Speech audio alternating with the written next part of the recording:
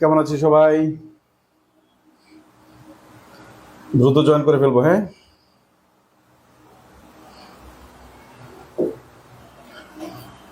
দ্রুত জয়েন করে ফেলবো।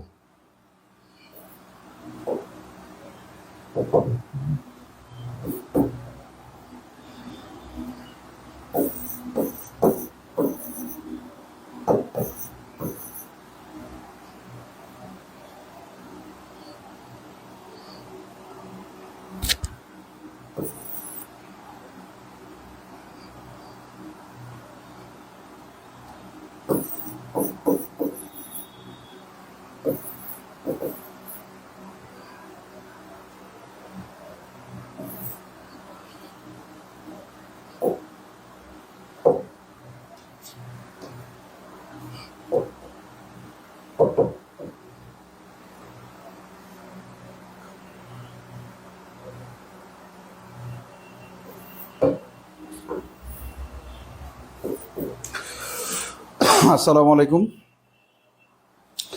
কেমন আছি সবাই? আশা করি ভালো আছে সবাই। গতকালের ক্লাস থেকে একটা প্রশ্ন, হোয়াই এখানে আসলে কি, দ্রুত উত্তর করবেন সবাই। এই প্রশ্নের উত্তর নিয়ে আপনারা জয়েন করতে থাকুন এবং আমি খুব শীঘ্রই আজকের টপিকের আলোচনায় চলে যাবো ইনশাআল্লাহ। ঠিক আছে, ওকে, দ্রুত উত্তর করে ফেলুন।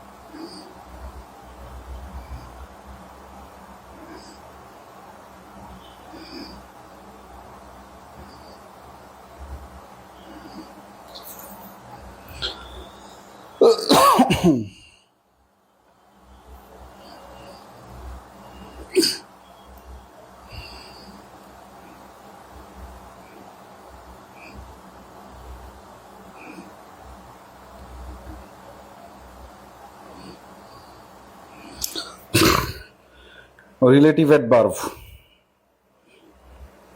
পারভেজ জয়। রিলেটিভ অ্যাডভার্ব কেন ভাই? ইন্টারগেটিভ সেন্টেন্সে যেহেতু ব্যবহৃত হয়েছে, তাহলে মানে এটা কি বলেন তো? Interrogative adverb, not relative adverb. যেহেতু ইন্টারগেটিভ সেন্টেন্সে ব্যবহৃত হয়েছে, এটা কি বলেন তো? Interrogative adverb.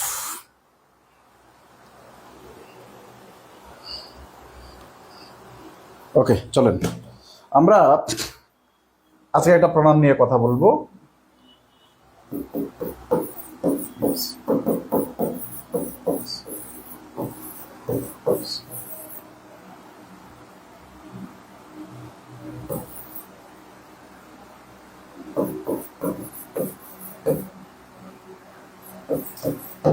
রেসিপ্রোকাল প্রণাম, এটার ব্যবহারের ক্ষেত্রটা আগে জানি। আপনি কিছুদিন পরেই আল্লাহ যদি আপনাকে প্রিলি পাস করায়, তাহলে আপনি রিটেন পরীক্ষা দিতে বসবেন।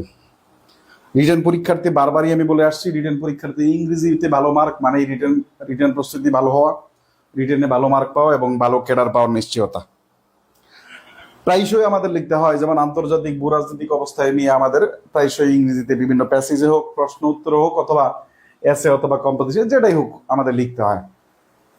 আমরা যদি বলি যেমন বাংলাদেশ এবং ইন্ডিয়ার ভিতরে আমাদের কোনো না কিছু লিখতে হয়, যদি একটা সে ফর এক্সাম্পল এরকম বলি যে বাংলাদেশ এবং ইন্ডিয়া 1971 সালতে পরস্পর একে অপরকে সাহায্য করে। আরো সুন্দর করে গুছিয়ে বললে, অর্থনৈতিক সংকটের সময় 1971 সাল থেকে শুরু করে বাংলাদেশ এবং ভারত পরস্পরকে সাহায্য করে, একে অপরকে সহায়তা করে। তাহলে এখানে উপাদান কয়টা বলেন তো? দুইটা উপাদান, একটা হচ্ছে বাংলাদেশ আর একটা হচ্ছে ইন্ডিয়া। একটা হচ্ছে বাংলাদেশ আর হচ্ছে ইন্ডিয়া। এই কথাটা লেখা যায় এইভাবে, Bangladesh and India help each other help each other, একে অপরকে সাহায্য করে। এই যে একে অপরকে সাহায্য করে বা পারস্পরিক সম্পর্ক নির্দেশ করার জন্যই আমাদের রিসিপ্রোকাল প্রনাউন ব্যবহার করা হয়। তাই রিসিপ্রোকাল প্রনাউন ব্যবহার করা হয় কিসের জন্য বলেন তো? পারস্পরিক সম্পর্ক নির্দেশ করার জন্য। পারস্পরিক সম্পর্ক দুইজনের হয়, আবার দুইয়ের অধিক ব্যক্তি, বস্তু বা বিষয়ের মধ্যে তুলনা হয়। দুইজনের মধ্যে যখন পারস্পরিক তুলনা করা হয়, বা দুইটা সত্তার ভিতরে, দুইটা বস্তুর ভিতরে, হোয়াট এভার ইট ইজ, যখন দুইয়ের মধ্যে তুলনাটা থাকে, সম্পর্কটা থাকে, তখন ব্যবহার করা হয় ইচ আদার।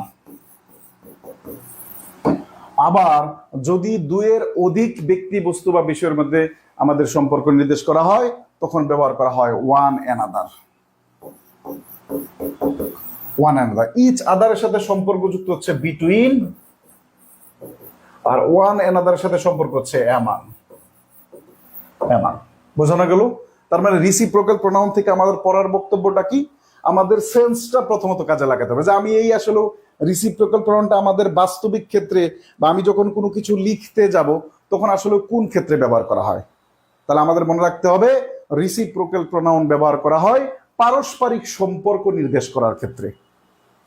এবার যদি বাংলাদেশ, ইন্ডিয়া এবং নতুন একটা যোগ করে দিলাম চায়না, চায়না, তাহলে আমাদের এন্টিটি কয়টা হয়ে গেল বলেন তো? তিনটা সত্তা হয়ে গেল, তিনটা দেশ হয়ে গেল। যখন তিনজনের মধ্যে সম্পর্ক নির্দেশ করা হবে বা দুইয়ের অধিকের ভিতরে সম্পর্ক নির্দেশ করা হবে, তখন ওয়ান অ্যানাদার হবে। পরীক্ষায় যদি প্রশ্ন আসে প্রিলিমিনারিতে, তাহলে আমাদের which of the following is a reciprocal pronoun, এরকম প্রশ্ন হতে পারে। তাহলে দুইটা দেখবেন, ইচ আদার এবং ওয়ান অ্যানাদার। আবার এরকম প্রশ্ন হতে পারে যে each other is similar to. Each other কিসের সিমিলার? ইচ আদার হচ্ছে বিটুইনের মধ্যে, বিটুইনের সাথে সাদৃশ্য। আবার ওয়ান অ্যানাদার হচ্ছে অ্যামাং এর মধ্যে সাদৃশ্য। আমি আশা করে বোঝাতে পারলাম। তো এখান থেকে এর বেশি আর দরকার নেই। রিসিপ্রোকাল প্রোনাউন কয়টা কি, মানে কোথায় ব্যবহার করতে হবে, এই জিনিসটা প্রথমত মাথায় রাখতে হবে। দুই নাম্বার, রিসিপ্রোকাল প্রোনাউন দুইটা ব্যবহার জানতে হবে, যে ইচ আদার এবং ওয়ান অ্যানাদার, এই দুইটাকে রিসিপ্রোকাল প্রোনাউন ব্যবহার করা হয়। আরেকটু জানতে হবে যে ইচ আদারের সাথে বিটুইনের সম্পর্ক এবং ওয়ান অ্যানাদারের সাথে অ্যামাং এর সম্পর্ক। ইচ আদারের সাথে বিটুইনের সম্পর্ক, ওয়ান অ্যানাদারের সাথে অ্যামাং এর সম্পর্ক। আরেকটা তথ্য ছোট করে লিখতে হবে এরকম ভাবে, যে ইচ আদার এবং ওয়ান অ্যানাদার, এটা তো এক প্রকার প্রোনাউন, তাই না? কিন্তু আমরা জানি কি প্রোনাউন সাবজেক্ট হিসেবে ব্যবহৃত হয়, কিন্তু এখানে লিখে রাখতে হবে রিসিপ্রোকাল প্রোনাউন সাবজেক্ট হিসেবে ব্যবহৃত হতে পারে না। নোট দিয়ে লিখে রাখেন, রিসিপ্রোকাল প্রোনাউন সাবজেক্ট হিসাবে ব্যবহৃত হতে পারে না, সাবজেক্ট হিসাবে বসে না। রিসিপ্রোকাল প্রোনাউন সাবজেক্ট হিসাবে বসে না। রিসিপ্রোকাল প্রোনাউন সাবজেক্ট হিসাবে বসে না। রিসিপ্রোকাল প্রোনাউন সাবজেক্ট হিসাবে বসে না। লেখা শেষ হলে আমরা একটু ডান লিখে দিব, কেমন? লেখা শেষ হলে আমরা একটু ডান লিখে দিব।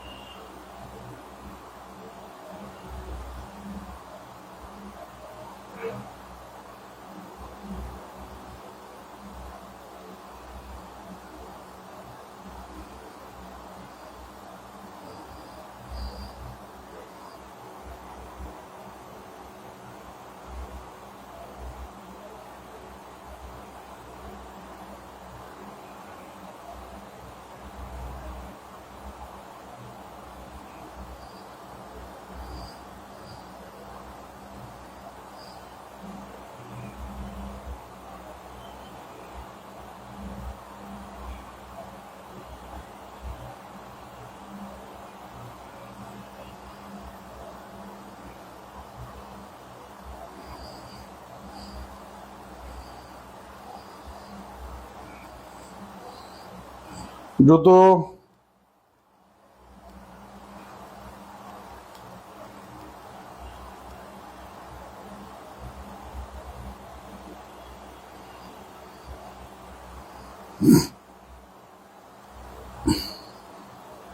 আচ্ছা, এবার একটা প্রশ্নের উত্তর করেন, কেমন? এবার একটা প্রশ্ন উত্তর করেন আপনারা একটা কাজ করিয়েন, আপনারা যদিও বিসিএস ব্যাচের স্টুডেন্ট, হ্যাঁ, আমি আমার শূন্য থেকে ইংরেজি গ্রামার ব্যাচের পিডিএফ গুলো আমি আপনাদেরকে দিয়ে দিব না, কেমন? আমার একটাই উদ্দেশ্য শোনারা, হ্যাঁ, আমার একটাই উদ্দেশ্য যেন আপনাদের প্রিলি যেন কোনোভাবে মিস না হয়। আপনারা যদি পারেন তাহলে এই এই এই শীটটা একটু দেখে নেবেন ইনশাল্লাহ। আপনাদের যে শীট দেওয়া দেবে সেখানে তো সব নিয়ম টিয়ম সব লেখা থাকবে, কিন্তু ওইটাতে আপনাদের বেসিক কাভার হবে না। মিথ্যা কথা বলা যায় যে হবে, বকর সকর বলা যায়, কিন্তু সেটা তো বলতে পারছি না আমি। এখানে একটা কোশ্চেন করেন, এখানে একটু বোঝার বিষয় আছে।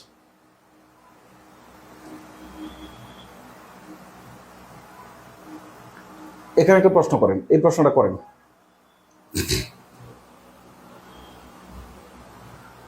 আচ্ছা, 2 নম্বর প্রশ্নটা দেখেন, which of the following sentence is correct. এটা আমাদের কারেকশন একটা অধ্যায় আছে, আমরা পড়াবো ইনশাল্লাহ। হ্যাঁ, কারেকশন অধ্যায় আপনি দেখবেন যে এই বিষয়টা আমাদের খুব চমৎকার ভাবে দেখা আছে। দেখেন বলা আছে the three sisters, the three sisters. তাহলে কতজন? 2 জন না 2 এর অধিক? 2 এর অধিক, 2 প্লাস। 2 প্লাস হলে আমাদের ইচ আদার ব্যবহৃত হয় না। আবার দ্য থ্রি সিস্টার্স, খুব ভালো করে দেখেন, দ্য থ্রি সিস্টার্স সাবজেক্টটা সিঙ্গুলার না প্লুরাল হয়ে গেল? ভাই বলেন তো, প্লুরাল হয়ে গেল। প্লুরাল হয়ে গেলে ভার্বটা প্লুরাল হয়ে যাবে না? কিন্তু ভার্বটা সিঙ্গুলার দিয়ে আছে, একটা ভুল, কিন্তু এই কারণে এটা হয় না। আমাদের আগ পিস চিন্তা না করে আমাদের খুব এটা দেখেই আমরা অনেকে উত্তর করে ফেলবো যে থ্রি সিস্টার ওয়ান আনাদার আছে, আমরা উত্তর করি। বিষয়টা এরকম না। আমাদের যখন পরীক্ষার হলে বা কেন্দ্রে যখন আমরা প্রশ্নের উত্তর দাগাবো, 4টা অপশন দেখা ছাড়া কখনোই আনসার দাগানো যাবে না। 4টা অপশন দেখা ছাড়া কখনো আনসার দেখা যাবে না। দেখেন, আপনাদের মনে হতে পারে যে ওয়ান আনাদার আছে, ঠিক আছে, এটি আনসার, কিন্তু না, the three sister plural, love শব্দটা সিঙ্গুলার, তার মানে আনসার হলো না। আচ্ছা, B number, the three sister love one another, সঠিক answer B number, the three sister loved না, এটা হয় না, বি নাম্বার উত্তর। ঠিক আছে, ওকে। 1 নাম্বার কোশ্চেনটা করেন তো, চুজ দ্য কারেক্ট সেন্টেন্স, দ্রুত উত্তর করেন। Choose the correct.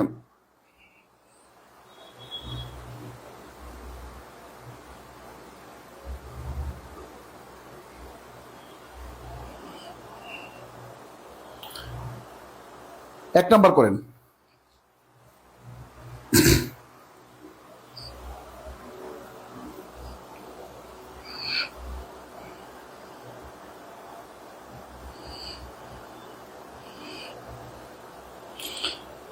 Islam 1 number করেন দ্রুত।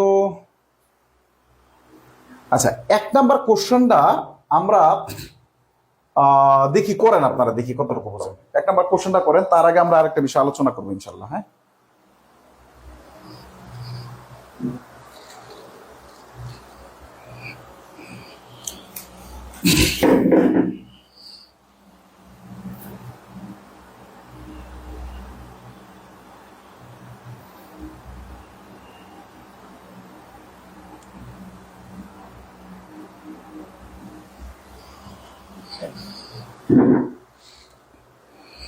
সি নাম্বার সবাই উত্তর করছেন। এটার আগে চলেন, এই প্রশ্নটা করব আমি, তার আগে আমরা আরেকটা প্রোনাউন পড়ে নিই, তখন এটা বুঝাইতে আপনাদের সুবিধা হবে।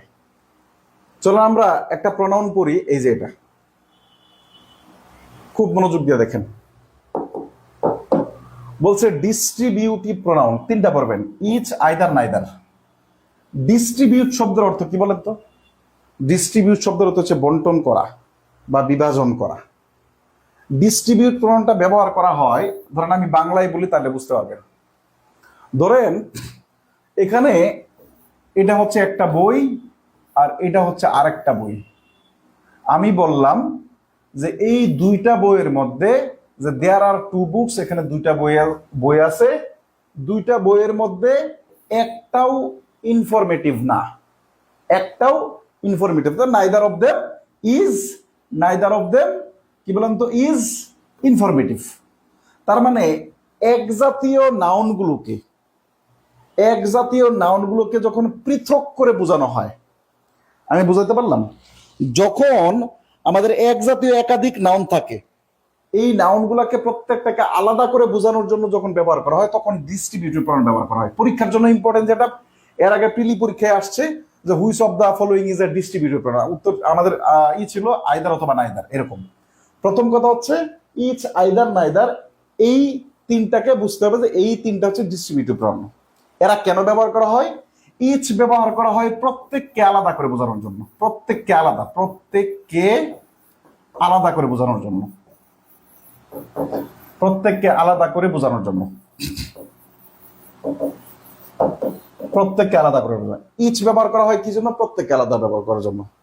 আর আইদার ব্যবহার করা হয়, ধরেন দুইটা জিনিস আছে, এই দুইটার প্রত্যেকটাকে বোঝানোর জন্য ব্যবহার করা হয়। আইদার ব্যবহার করা হয়, যেমন আমি যদি বলি there are two books and either of them are informative, মানে দুইটা বই আছে, দুইটার প্রত্যেকটাই ইনফরমেটিভ। দুইটাকে আলাদা করা, যখন দুইটার প্রত্যেকটাকে বোঝানো হয় তখন আইদার ব্যবহার করা হয়। আর নাইদার ব্যবহার করা হয় যখন দুইটার মধ্যে একটাও না। তার মানে ইচ মানে প্রত্যেককে আলাদা করে বোঝাবে, আইদার মানে দুইটা বিষয়ের মধ্যে বা দুইটা জিনিসের মধ্যে দুইটাকেই আলাদা করে বোঝাবে। আবার নাইদার বলতে দুইটার একটাকে বোঝাবে না। নাইদার বলতে কি বলেন তো? দুইটার একটাকেও বোঝাবে না, এমন অর্থে আমাদের এটা ব্যবহার করা হয়। বোঝানো গেল? আচ্ছা, এইবার প্রশ্ন হচ্ছে, যেমন আমি একটা এক্সাম্পল দিই,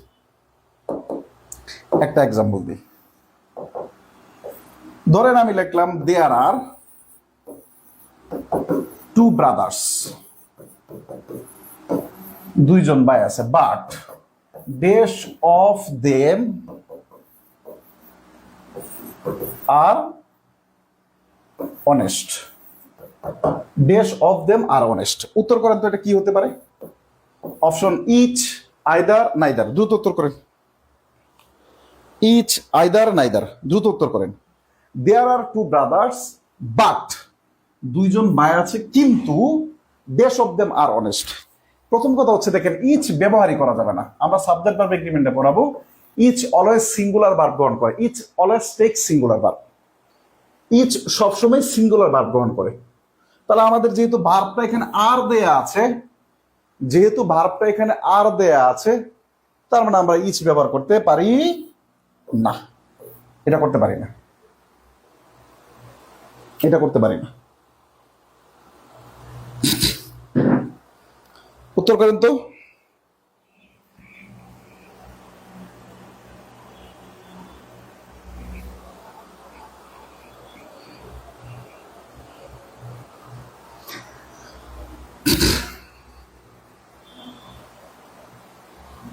দেখেন দেয়ার আর টু ব্রাদার্স, দুইজন ভাই আছে।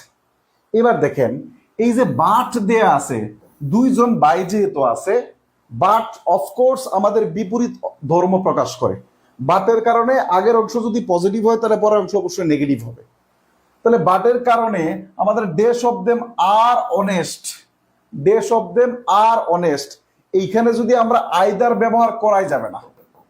কেন করা যাবে না? কারণ আমাদের নেগেটিভ সেন্স প্রকাশ করতে হবে। নেগেটিভ সেন্স প্রকাশ করতে হলে আমাদের নাইদার লাগবে। আমি যদি নাইদার ব্যবহার করি তারপরে হয় না, কারণ নাইদার আমাদের সিঙ্গুলার ভার্ব গ্রহণ করে, এখানে আর দেয়া আছে, আমরা বোথ ব্যবহার করতে পারি, বোথ অফ দেম আর। ঠিক আছে, there are two brothers but both of them are honest. যদি এখানে আর এর পরিবর্তে আমরা ইজ ব্যবহার করি, তখন এক্ষেত্রে আমরা নাইদার ব্যবহার করতে পারবো। তবে যখন বোথ ব্যবহার করি তখন বাটের পরিবর্তে এন্ড ব্যবহার করলে সব থেকে ভালো হয়। কিন্তু পরীক্ষায় বাদ দিয়ে পরীক্ষায় প্রশ্ন আসছে, তার মানে আমি বোঝাতে পারলাম? আচ্ছা, তার মানে এখান থেকে রিসিপ্রোকাল ডিস্ট্রিবিউটিভ প্রনাউন থেকে আপনি কি লিখবেন? ডিস্ট্রিবিউটিভ প্রনাউন লিখবেন ইচ, আইদার, নাইদার। ঠিক আছে? আচ্ছা, এরপর লিখবেন ওই তিনটা কথা তো লিখছেন, ইচ দ্বারা প্রত্যেককে বোঝাই, আইদার দ্বারা দুইয়ের প্রত্যেকটাকে বোঝাই, নাইদার দ্বারা দুইটার একটাকে বোঝায় না। এরপর লিখবেন এগুলো plus of plus plural noun plus singular verb. এটা খুব ইম্পর্টেন্ট। দেখবেন আপনি যখন লিখতে যাবেন তখন প্রায়শই এই জিনিসগুলো লাগবে। এই জিনিসগুলো না থাকলে, দরকার আপনি 2 পৃষ্ঠা লিখে আসছেন, 2 পৃষ্ঠা লিখে আসার পরে দেখছেন মোটামুটি সবই ভুল, আপনি পারতেছেন না, হচ্ছে না। খাতার টিচার কেটে দিছে, কেন কেটে দিছে জানি না। যেমন 46 বিসি আছে, 46 বিসি না তো আমাদের খুব 45 রিটেন একটা ব্যাচে আমি একটা পরীক্ষা নিয়েছিলাম, তো 1 পৃষ্ঠা লিখছে, 1 পৃষ্ঠার ভিতরে 18টা ভুল পাইছিলাম আমি। তো উনি নিজেও জানে না, ও কিন্তু প্রিলি পাস করে আসছে। এখন রিটেনের খাতা তো অফকোর্স পড়ে পড়ে দেখবে। আপনার এক পৃষ্ঠে যদি 18টা ভুল থাকে, আপনি এরপরে আপনি ক্যাডার চিন্তা আপনার করতে পারেন? বলেন করা যায়? করা যায় না। ওকে, নেক্সট। এইবার আমরা ওই প্রশ্নটার দিকে তাকাবো।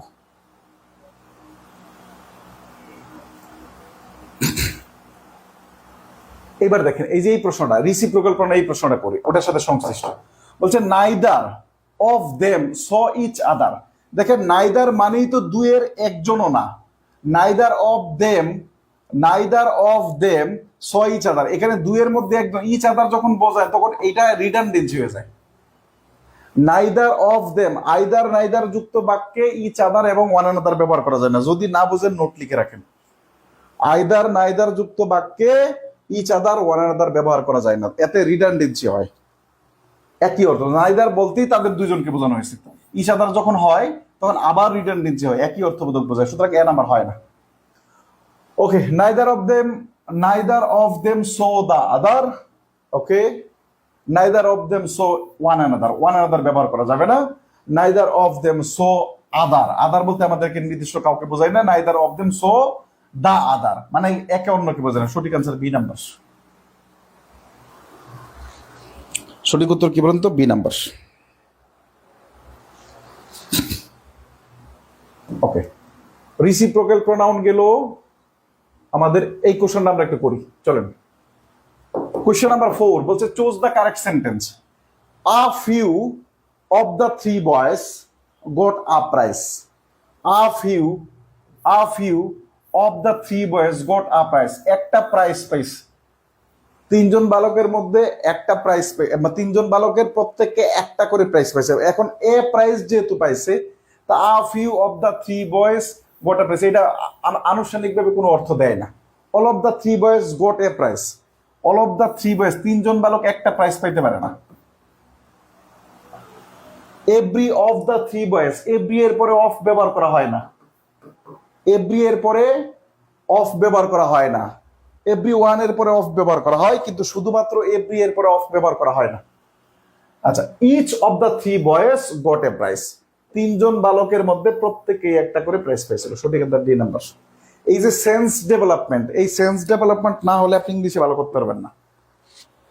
এই সেন্স ডেভেলপ না হলে আপনি ভালো করতে পারবেন ইনশাল্লাহ। আচ্ছা, আরেকটু জুম করতে বলছে। এই প্রশ্নটা করেন তো ভাই।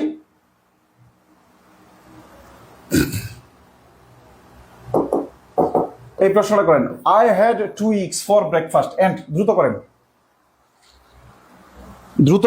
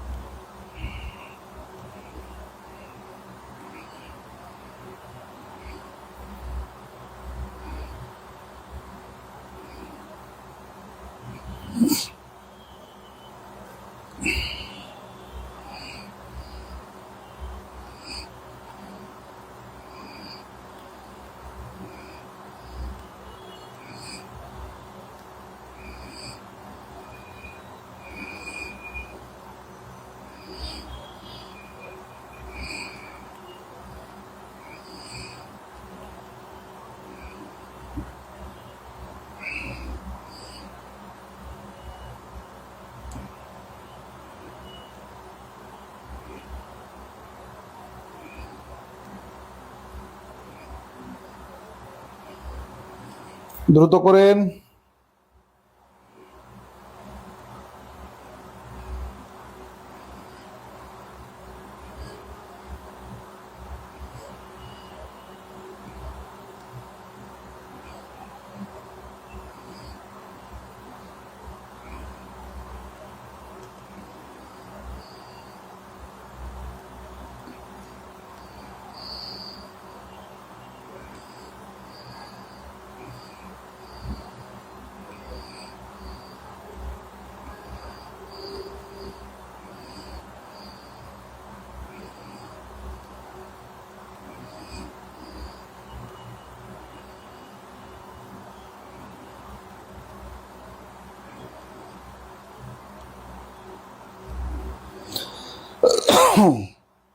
বুঝে করেন, কারোর জন্য ভুল না হয়।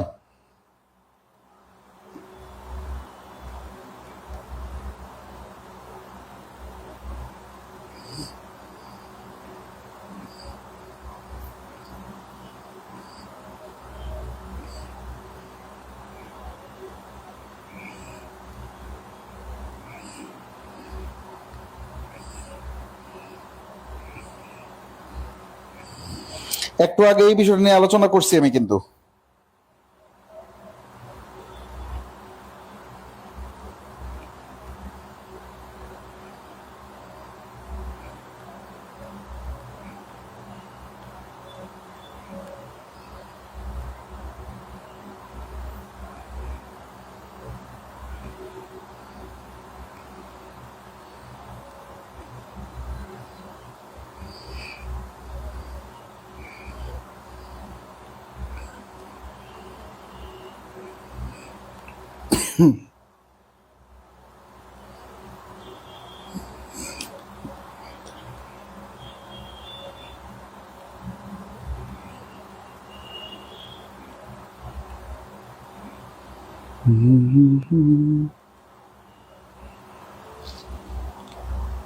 আচ্ছা, এক মিনিট, একটু টেকনিক্যাল সমস্যা হচ্ছে,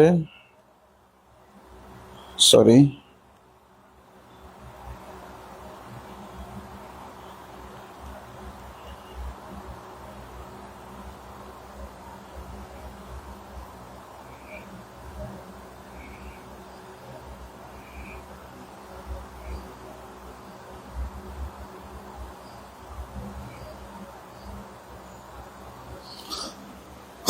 ওকে, চলেন।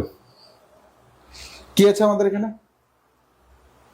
I had 2 eggs for breakfast. দুইটা ডিম ছিল আমাদের ব্রেকফাস্ট, আমার ব্রেকফাস্টের জন্য।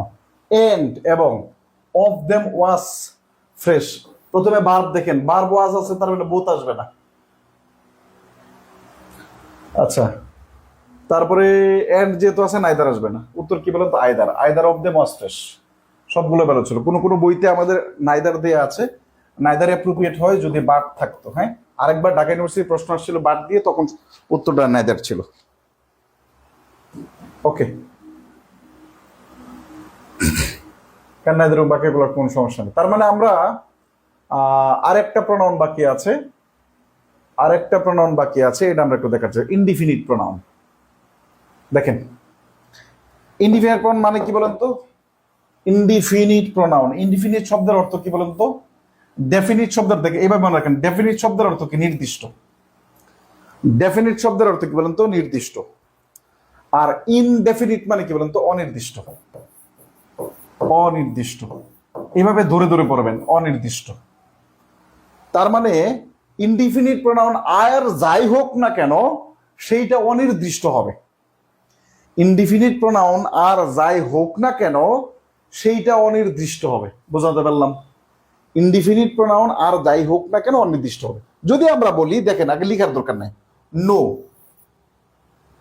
তারপর হচ্ছে any, some, many, few, little, several, another, more, much, anybody, anyone, somebody, something, someone, dot dot, আরো এরকম যতগুলা যা আছে, এই যে যা যতগুলা দেয়া আছে বা আরো যা যা আছে, এগুলা দিয়ে আমাদের প্রত্যেকটা দিয়েই, ধরেন আমি যদি বলি ফিউ, ফিউ মানে আমাদের মানুষকেও বোঝাতে পারে, ফিউ মানে ব্যক্তিকে বোঝাতে পারে, বস্তুকেও বোঝাতে পারে।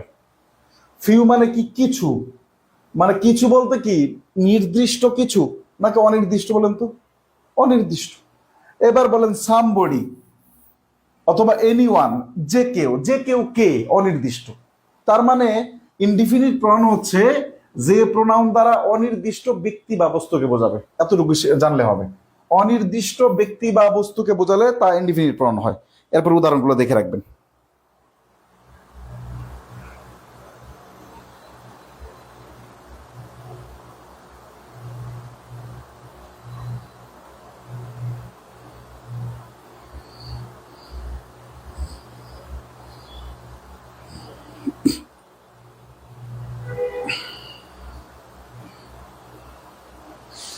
অনির্দিষ্ট ব্যক্তি বা বস্তুকে বোঝালে তখন সেটা ইনডিফিনিট প্রোনাউন। ইনডিফিনিট প্রোনাউনের কিছু একটা বিষয় নিয়ে একটু কথা বলি, এটা আমাদের পরীক্ষায় কাজে লাগে বা লিখতে গেলে কাজে লাগে। যে ওয়ান, ওয়ান মানে নির্দিষ্ট যে কোনো একজন বা যে কেউ একজন, যে কোনো একজন।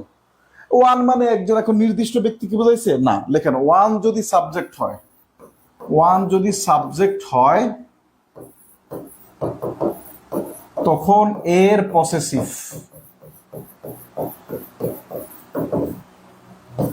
হয় ওয়ান্স। যেমন one should respect one's teacher, one should respect one's teacher. One should, one subject হয়েছে না, ওয়ান যদি সাবজেক্ট হয় তাহলে এর পসেসিভ কি হয় বলুন তো, ওয়ান্স। টিচারটা নাউন, নাউনের পূর্বে কি বসে বলুন তো, পসেসিভ এজেটিভ বসে। যেমন আমরা বলছিলাম না যে হি, হি এর অবজেক্ট কি বলে ভাই বলেন তো, হিম, আর পসেসিভ কি, হিজ। এখানে আমাদের অ্যাপোস্ট্রফি এস নাই, কিন্তু ওয়ানের পসেসিভটা লিখতে গেলে একটা অ্যাপোস্ট্রফি এস লাগে, এটা মাথায় রাখতে হবে। ওয়ানের মানে পসেসিভ অ্যাডজেক্টিভ লিখতে গেলে কি লাগে ভাই বলতো, একটা এস লাগে, অ্যাপোস্ট্রফি এস লাগে। আমি আশা করি বোঝাইতে পারলাম। তার মানে one should respect one's teacher, একজনের উচিত তা শিক্ষককে সম্মান করা। এটার ব্যতিক্রম আছে, এটার ব্যতিক্রম আছে। যেমন আমি যদি বলি এরকম, দ্রুত লিখেন, যদি এরকম লেখেন, তবে লেখেন, তবে যদি one of the plus NP dot dot, তখন হিস অবলিক হার হয়, পসেসিভে হিস অবলিক হার হয়। যেমন দেখেন, one of the girls, one of the girls, one of the girls, one of the girls. দ্রুত লিখেন। যদি আমাদের কি থাকে বলেন তো, যদি আমাদের কি থাকে, ওয়ান না থাকে, আলাদা করে থাকে।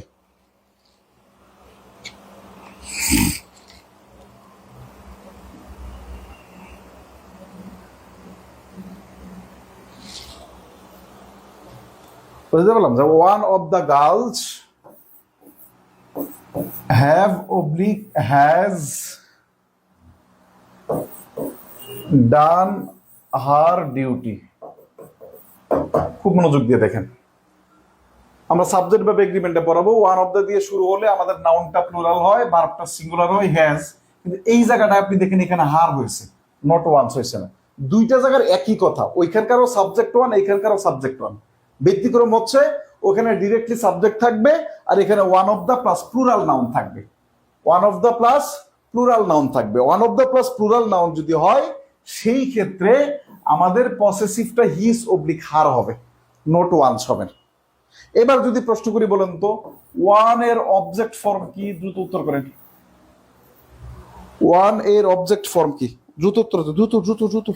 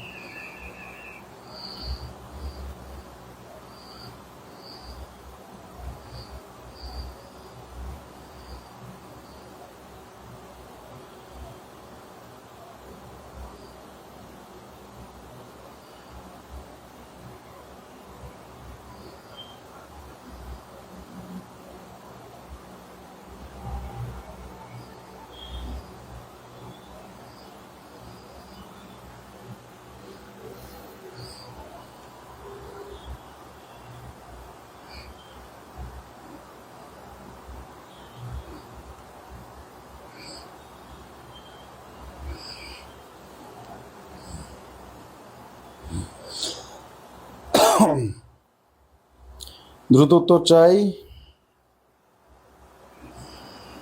ওয়ান্স না, ওয়ান্স না, ওয়ানের অবজেক্ট হচ্ছে one, one, one, ones, one, one এবং ones. One subjective form, one objective form. তাহলে ওয়ান সাবজেক্টিভ ফর্ম বসবে কি, ভার্বের আগে বসবে, অবজেক্টিভ ফর্ম অবজেক্টের জায়গায় বসবে। ঠিক আছে? প্রোনাউন নিয়ে আপনাদেরকে যতটুকু পড়াইলাম, প্রোনাউন নিয়ে যতটুকু পড়াইলাম, এতটুকুর জন্য বিসিএস, প্রিলি, রিটেন, ভাইভা এর বেশি আর লাগবে না, অনেক বেশি পড়ানো হয়েছে আপনাদের। বিসিএস ব্যাচের জন্য এত লাগে না, কিন্তু আপনাদেরকে অনেক বেশি পড়াইছি, এর বেশি আর লাগবে না ইনশাল্লাহ। যতটুকু পড়াইছি এতটুকু এনাফ। তার মানে প্রথম কাজ হচ্ছে 8 প্রকার প্রোনাউন দেখবেন, প্রোনাউন জিনিসটাকে এটা দেখবেন। 8 প্রকার প্রোনাউনের ভিতরে যা যা পড়াইছি এটা খুব ছোট ছোট করে ইংরেজি ক্লাসগুলো নিচ্ছি যেন আপনার সমস্যা না হয়। এইবার কিছুটা অংশটা একটা বাকি ছিল, এটা রেফারেন্স ভিত্তিক একটা আলোচনা বাকি ছিল, এটা আমরা একটু দেখার চেষ্টা করি। এখানকার 4টা প্রশ্ন আছে, রেডমন্ড মরফির ইংরেজি বই থেকে 4টা প্রশ্ন আছে, দেখেন খুব ভালো করে লক্ষ্য করে।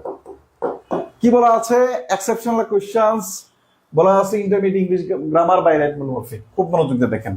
মাই আঙ্কেল, খুব ভালো করে লক্ষ্য করেন, বোঝার চেষ্টা করেন।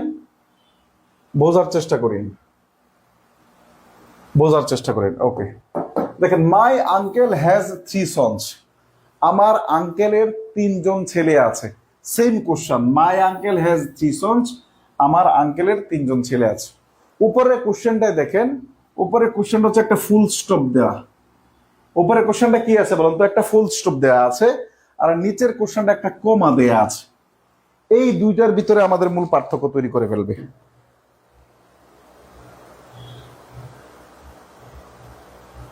ওকে, পিডিএফটা দিয়ে দিবেন আমি। ওয়ানের সাথে পসেসিভ এর যোগ করতে হবে, অ্যাপোস্ট্রফি এর যোগ করতে হবে। দেখেন, এই দুইটা কোশ্চেন সেম কোশ্চেন, এবং দুইটা কোশ্চেনই আমাদের রিডমন্ড মরফির এই বই থেকে নেয়া, রেফারেন্স ভিত্তিক আপনাদের এই বইটা থেকে নেয়া। ঠিক আছে? আচ্ছা, এখন প্রশ্ন হচ্ছে, দেখেন যখন ফুল স্টপ দিয়ে দিছে, ফুল স্টপ দিয়ে দিলে তো আমাদের ক্লোজ মার্কারের দরকার হয় না। তার মানে এটা প্রথমে কাটা, এটাও প্রথমে কাটা, এটাও প্রথমে কাটা। এখন বাকি থাকে, দেখেন এই যে ভার্ব দেয়া আছে, ভার্বের সাবজেক্ট দরকার। আবার all of them, my uncle has 3 sons, এই যে হ্যাজ 3 সন্স এর প্রনাউন হচ্ছে দেম। আবার দে অল, এটা দিলেও হয়। দেখেন, এটার সাবজেক্ট দে, আবার অল অফ দেম দিয়ে এটা হয়। কিন্তু আমাদের যখন সবাইকে এইরকম ক্ষেত্রে বোঝায়, ধরেন 3টা বই আছে একসাথে, there are 3 books on the table, all of them are infinitive. তাদের সবগুলাই এই অর্থে মোর ফরমান হচ্ছে অল অফ দেম। তবে অল অফ দেম অপশনে না থাকলে দে অল ব্যবহার করা যাবে। দে অল ব্যবহারটা গ্রামাটিক্যালি ঠিক আছে, বলনি। তবে যেহেতু রেফারেন্স প্রশ্ন এবং আমাদের মোর লিখিত ইংরেজির ক্ষেত্রে ধরুন কোথাও 5 জন ছেলে আছে, তাদের সবাইকে যদি আমরা একসাথে ব্যবহার করতে চাই, তখন এই এক্সপ্রেশনটা ব্যবহার করা হয়, all of them are meritorious, all of them are informative, all of them are good, এরকম অর্থে ব্যবহার করা হয়। দ্যাট ইজ দ্য সঠিক অ্যান্সার হচ্ছে অল অফ দেম। বোঝানো গেল? Okay, next question. My uncle has 3 sons, comma আছে। যেহেতু কমা আছে, তার মানে দুটো সেন্টেন্সকে যুক্ত করতে হবে। যুক্ত করা মানে ক্লোজ মার্কার লাগে। অপশন এ নাম্বারে ক্লোজ মার্কার নাই, অপশন সি নাম্বারে ক্লোজ মার্কার নাই। এইবার খুব মনোযোগ দিয়ে দেখেন, মাই আঙ্কেল হ্যাজ 3 সন্স, আমার আঙ্কেলের 3 জন ছেলে আছে, dash work in the same office. দেখেন, এই যে দেখেন আমরা যে হু এবং হুএভার, হুম এবং হুএভারের নিয়ম পড়াইছি, এই যে ওয়ার্ক, ভার্বের সাবজেক্ট দরকার, সাবজেক্ট হিসেবে কিন্তু হু বসে, সাবজেক্ট হিসেবে কি বসে? হু বসে। আপনি কিন্তু এটা কারেক্ট করতে পারেন, এটা কোনো অংশে কোনোভাবে ভুল বলা যাবে না। Who all work in the same office, যারা সবাই একই অফিসে কাজ করে। আবার সেই একই কথা, যখন কয়েকজন একসাথে থাকবে তাদের সকলকেই একসাথে বোঝাতে অল অফ দেম, এই এক্সপ্রেশনটা ব্যবহার করা হয়, যাদের সকলেই। এখন অল অফ ব্যবহার করে হুম কেন ব্যবহার করলাম?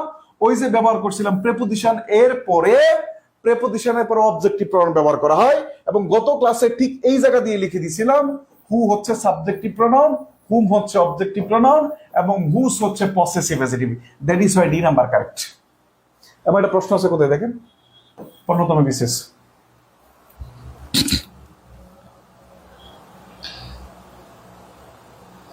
ক্লোজ মার্কারটা কি? ক্লোজ মার্কারটা কি সেটা না পর্যন্ত ঝামেলা ভাই। বেসিক কোর্সে ভর্তি হন, বেসিক কোর্স করেন। ক্লোজ মার্কার মানে কনজাংশন। ক্লোজ মার্কার মানে দুটাকে যুক্ত করে, নাট বল্টু। ক্লোজ মার্কারকে আমি নাট বল্টু বলি। দুইটা সেন্টেন্সকে যুক্ত করার জন্য ক্লোজ মার্কার কনজাংশন লাগে, ঠিক আছে? এটি আর কিছু না। ওকে, প্রোনাউন পড়ানো আমাদের শেষ হলো আপাতত। প্রোনাউন পড়ানো শেষ হলো। আমরা আরেকটা টপিক পড়বো, position of parts of speech. খাতায় একটু লিখেন, খাতায় লিখেন position of parts of speech.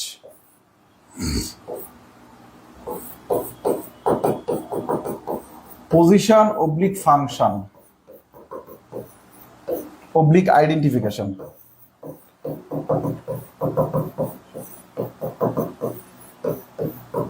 Of parts of speech.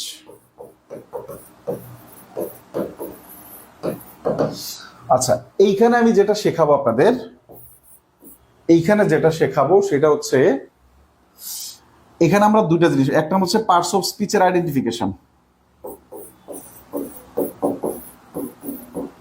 Parts of speech এর আইডেন্টিফিকেশন।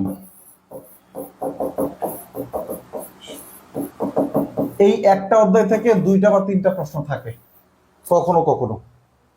2 নাম্বার হচ্ছে অ্যাডজেটিভ,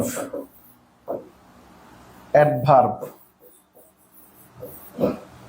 ভার্ব,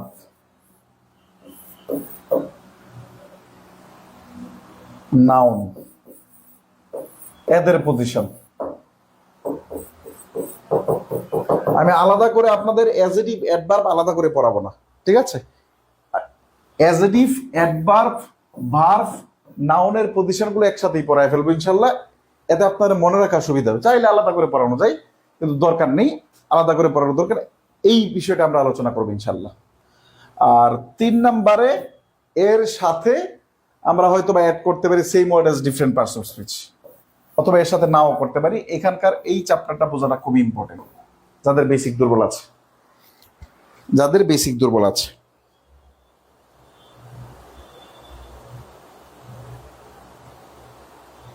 বোঝানো গেল? ওকে, খাতায় লেখেন position oblique function oblique identification of parts of speech. Position oblique লেখা, এটার শিরোনামটা লেখা হলে আমরা ডান লিখে দিব, ঠিক আছে? খাতায় লেখেন position oblique function oblique identification of parts of speech.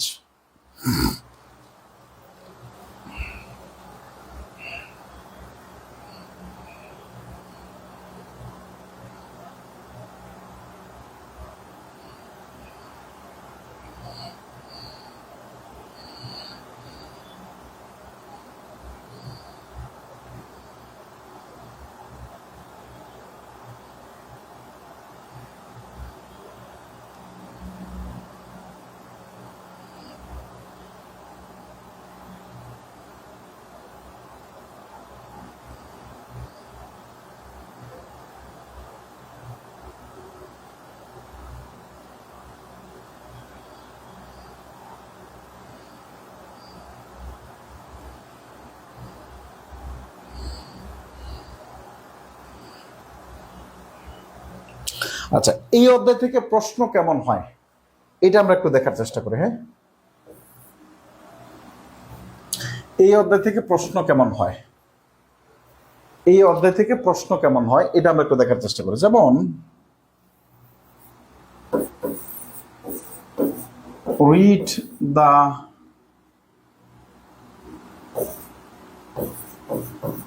above sentence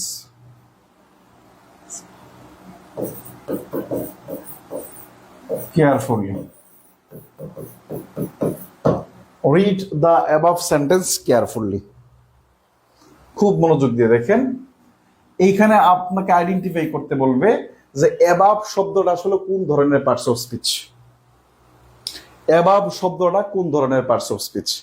প্রশ্নের ধরন, প্রথমে আমি এই চ্যাপ্টারের প্রশ্নের ধরন নিয়ে কথা বলছি, প্রশ্নের ধরন নিয়ে কথা বলছি, প্রশ্নের ধরন নিয়ে কথা বলছি। এরকম প্রশ্ন আসবে। আবার প্রশ্ন আপনি পাইতে পারেন এরকম, যেমন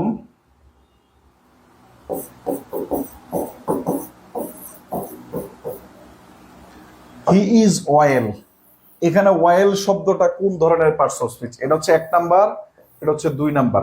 এটা বলেন তো ওয়েল শব্দটা কোন ধরনের পার্টস অফ স্পিচ? দ্রুত বলেন। কোশ্চেন 2 নাম্বার, উত্তর করেন সবাই।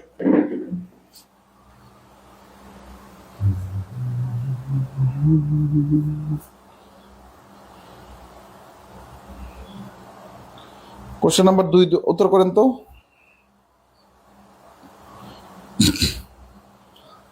ওয়েল শব্দটা কোন ধরনের পার্টস অফ স্পিচ? একটা বলছে ভার্ব, যে ভার্ব বলতেছে ওরা খুন করা দরকার। ওয়েল এড ভার্ব, দেখেন কনফিউশন, খুন করা দরকার বলতে ওই খুন না, এখানে ওয়েল অ্যাজেটিভ, এটি ঝামেলা। আবার দেখেন কোশ্চেন আসছে, যেমন হি রাইটস ওয়েল, এই জায়গায় ওয়েল এড ভার্ব। এরকম ভাবে আলাদা আলাদা করে আপনাকে চিহ্নিত করতে হবে, আইডেন্টিফাই করতে হবে। আবার আরেক ধরনের প্রশ্ন আসবে এরকম, যেমন আমি যদি বলি ইট ইজ বেস্ট অ্যানালাইজড, বলেন তো এইখানে বেস্ট শব্দটা কোন পার্টস অফ স্পিচ? দ্রুত 4 নাম্বারের, দ্রুত। It is best analysed, it is best analysed, it is 4 number. Number লিখে, নাম্বার না লিখলে বুঝতে পারবো না। অ্যাবাভ প্রিপোজিশন, অ্যাবাভ অ্যাজেটিভ এখানে। আগামী ক্লাসে পড়াবো, আমি জাস্ট প্রশ্নের ধরন আপনাকে দেখাচ্ছি। দেখবেন 40তম বিসিএস এর পর থেকে এই টাইপের প্রশ্ন প্রচুর পরিমাণ আসে। 4 নাম্বারটা লিখেন তো সোনারা, কত পার্সেন্ট? অ্যাজেটিভ, দেখেন সবগুলা ভুল। এখানে বেস্ট শব্দটা অ্যাডভার্ব, এখানে বেস্ট শব্দটা কি বলেন তো? অ্যাডভার্ব। বোঝাতে পারলাম? অর্থাৎ আমাদের এই চ্যাপ্টার থেকে এই ধরনের প্রশ্ন পরীক্ষায় আসে, দেখবেন প্রচুর পরিমাণ প্রশ্ন পরীক্ষায় আসে। আমরা এই চ্যাপ্টারটাতে প্রচুর পরিমাণ প্রশ্ন পাবো, এবং এই চ্যাপ্টারটা হচ্ছে বেসিক ডেভেলপমেন্টের একটা chapter. Noun and determiner, pronoun, আপনাদের 2টা চ্যাপ্টার শেষ করছেন। এই 3টা চ্যাপ্টার, এটা হচ্ছে 3 নাম্বার চ্যাপ্টার। বোঝাতে পারলাম? ভুল বোঝার কোনো সুযোগ নেই। প্রত্যেকটা জিনিস আমি বলে বলে কয়ে আপনাদেরকে ধরে ধরে শেখানোর চেষ্টা করছি। অর্থাৎ এই যে আপনার 4টা প্রশ্ন দিলেন, 4টার ভিতর মোটামুটি অনেকের 4টাই ভুল হয়েছে। আমাদের এই অধ্যায়টা পড়ার ফলে, এই অধ্যায়টা আমরা বিভিন্ন টেকনিকের মাধ্যমে পড়বো, এবং এটাও আমরা শূন্য থেকে ইংরেজি গ্রামার কোর্সের শীট দিয়ে পড়বো। বোঝাতে পারলাম? এবং আমি আপনাদেরকে এটা ফ্রি দিচ্ছি, শূন্য থেকে গ্রামার কোর্সের পিডিএফটা প্রয়োজন হলে আপনাদেরকে আমি দিয়ে দেবো ইনশাল্লাহ। ঠিক আছে, যেন আপনারা প্র্যাকটিস করতে পারেন। আর যারা যদি পারেন তাহলে নিজেদের একটু প্রিন্ট করে নিতে পারেন, অথবা আপনি যে কোনো ভাবেই করতে পারেন, প্র্যাকটিস করতে পারেন। আমাদের টার্গেট একটাই, যেন 130 মিস না হয়। এই জিনিসগুলোকে আলোচনা করার জন্য আমরা ইনশাল্লাহ আমরা বদ্ধপরিকর থাকবো ইনশাল্লাহ এই চ্যাপ্টারে। ঠিক আছে, এই মাসে আপনাদের সেপ্টেম্বর মাসে আমরা আগামীকাল রুটিন পাবেন ইনশাল্লাহ। সেপ্টেম্বর মাসে 8টা বাংলা ক্লাস হবে, বাংলা ক্লাস হবে, ইংরেজি ক্লাস হবে, এবং গণিত ক্লাস হবে। এই 3টা ক্লাস, বাংলা, ইংরেজি এবং গণিত, অর্থাৎ 70 এবং 30, 100 মার্কের ক্লাস হবে। এটার উপর পরীক্ষা চলবে আগামী মাসেও, এবং আগামী মাস সেপ্টেম্বর, অক্টোবর মাসে জিকে, বিজ্ঞান, কম্পিউটার, এদের উপর ক্লাস চলবে। অক্টোবর মাসে আমাদের এই 3টা সাবজেক্টের ক্লাস কম থাকবে ইনশাল্লাহ। ঠিক আছে, আমরা একটু ধরে ধরে এই মাসটা এই 3টা সাবজেক্ট শেষ করব। প্রয়োজন হলে মাঝে কিছু বিজ্ঞানের ক্লাসে দেবে ইনশাল্লাহ, প্রয়োজন হলে মাঝে কিছু বিজ্ঞানের 2-1টা বিজ্ঞানের ক্লাসে দিব। বিজ্ঞান এবং আইসিটি আমরা খুব মাঝে মাঝে চেষ্টা করব, খুব 1টা-2টা চ্যাপ্টার, যেন, যেহেতু আমাদের একটু কঠিন বিষয়, 1টা-2টা চ্যাপ্টার করে ধরে ধরে ধরে যেন শেষ করা হয়। ঠিক আছে, ইনশাল্লাহ যতটুকু পড়া দেওয়া হয় এতটুকু শেষ করেন। প্রত্যেক শুক্রবার, দ্যাট মিনস আগামী শুক্রবার আপনাদের আবার সাপ্তাহিক পরীক্ষা, এই বিষয়টা মাথায় রেখেন। জব সলিউশনের ক্লাসটা হয়, এটা রেগুলার করিয়েন। আমি জানি আপনার তেমন কোনো কাজ নেই, জব সলিউশনের ক্লাসটা হয়, এটা করিয়েন। জব সলিউশনের যে পরীক্ষাটা নেওয়া হবে, এটা করিয়েন।